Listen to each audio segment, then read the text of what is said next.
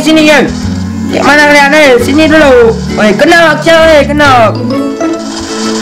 Oke, mantul. Obatin, kenok. Kok, salat di sana. Dari tadi main game terus. Ganggu aja kamu nih.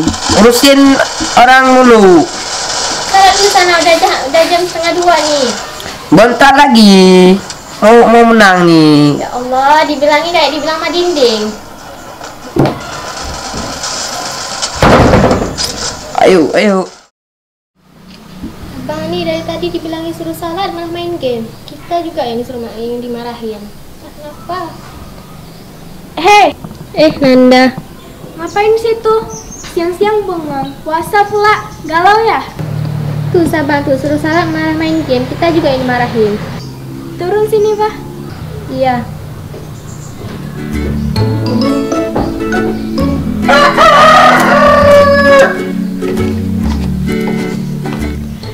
Kenapa sih puasa-puasa galau? Itu tuh si abang tuh.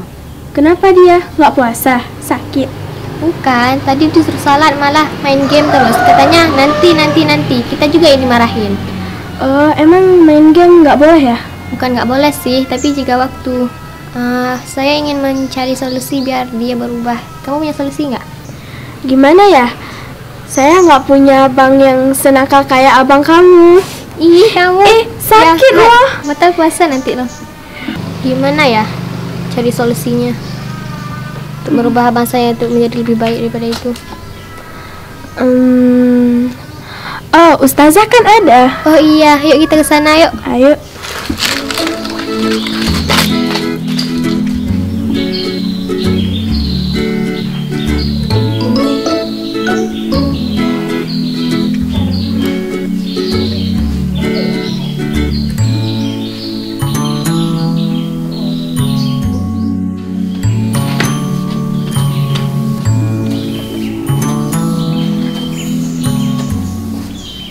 Assalamualaikum Ustazah. Waalaikumsalam. Ada Cuk sama Nanda. Masuk.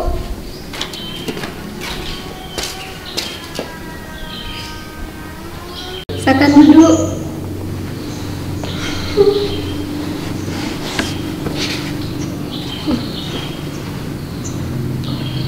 Jadi, ada apa siang-siang begini kemari? Sudah pada saat zuhur? Udah Ustazah. Gini Ustazah, mau nanya nih tentang abang saya. Ada apa dengan abang? Gini Ustazah, abang tadi disuruh salat, tapi nggak mau salat, main game terus. Katanya nanti. Malah kita juga yang dimarahin. Gimana tuh Ustazah? Jadi, bermain game di bulan puasa itu bukan tidak boleh, tetapi harus menjaga waktu, seperti waktu sholat. Kan waktu sholat itu tidak bisa kita melalaikan di situ, harus disegerakan. Dan jika ada hal lain yang harus kita lakukan, maka tinggalkan game itu, seperti baca Quran, baca buku, atau bersalawat, berzikir. Dan sekarang kan sudah ada di perpustakaan di kampung, kita bisa baca buku di situ. Yang abang saya itu gimana Ustazah solusinya? Main game terus, dinasehatin malah kita juga yang dimarahin. Jangan bosan-bosan kita untuk menasihati orang lain. Semoga abang kamu cepat diberikan hidayah oleh Allah Subhanahu wa Ta'ala untuk dia bisa sadar bahwa apa yang dia lakukan itu tidak baik. Terima kasih Ustazah ya atas solusinya yang tadi. Kami pamit dulu izin karena udah sore. Iya.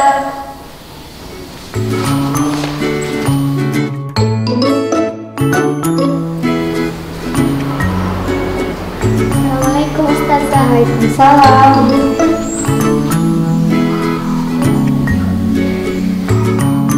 Jangan pernah bosan menasihati orang dalam kebaikan. Semoga dia mendapat ridho dari Allah Subhanahu wa Ta'ala.